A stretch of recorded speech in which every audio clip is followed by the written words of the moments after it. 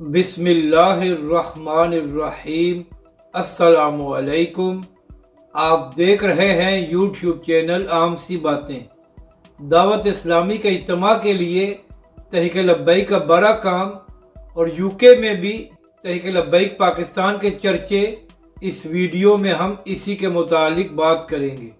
ناظرین کرام، social media پر اکثر یہ کمپین چلائی جاتی ہے کہ تحریک لبیک اور دعوت اسلامی کے درمیان اختلافات ہیں، حالانکہ علامہ خادم حسین رضوی علیہ رحمہ یہ صاف بیان دے چکے ہیں کہ تحریک لبیک اپنے طریقے سے دین کا کام کر رہی ہے اور دعوت اسلامی اپنے طریقے سے، اور ان دونوں جماعتوں میں کوئی اختلافات نہیں ہیں۔ اس کے بعد تحریک لبیک کے موجودہ سربراہ علامہ سعد حسین رضوی بھی ایک پریس کانفرنس میں بات کرتے ہوئے یہ کہہ چکے ہیں کہ ہمارے مد مقابل سیاسی لوگ ہیں اور دعوت اسلامی سے ہمارے کوئی اختلافات نہیں ہیں۔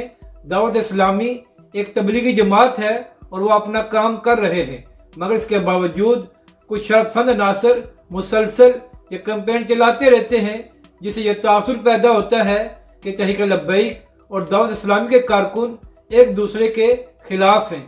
تو ناظرین کرام، کل کراچی میں دعوت اسلامی کا ایک بہت بڑا اجتماع ہو رہا تھا، جس میں دعوت اسلامی کے نگران شورا حاجی عمران اتاری صاحب نے شرکت کرنی تھی۔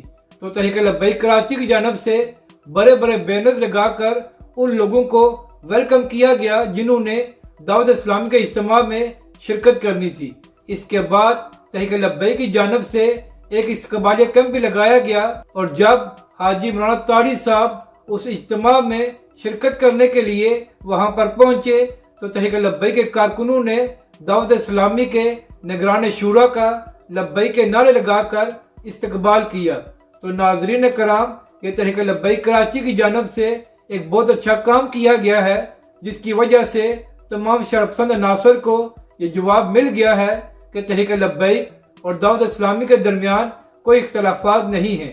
جبکہ دوسری جانب UK کے شہر برمنگھم میں علامہ خادم حسین رضوی علیہ رحمہ کا دوسرا عرس منایا گیا ہے، جہاں پر عوام اہل سنت کی ایک بہت بڑی تعداد نے شرکت کی، اور اس کے علاوہ بڑے بڑے علماء کرام بھی اس عرس میں موجود تھے۔ اپنی رائے کا ضرور اظہار کریں کہ آپ کو یہ ویڈیو کیسی لگی، اور ہمارے اس چینل کو بھی سبسکرائب کریں۔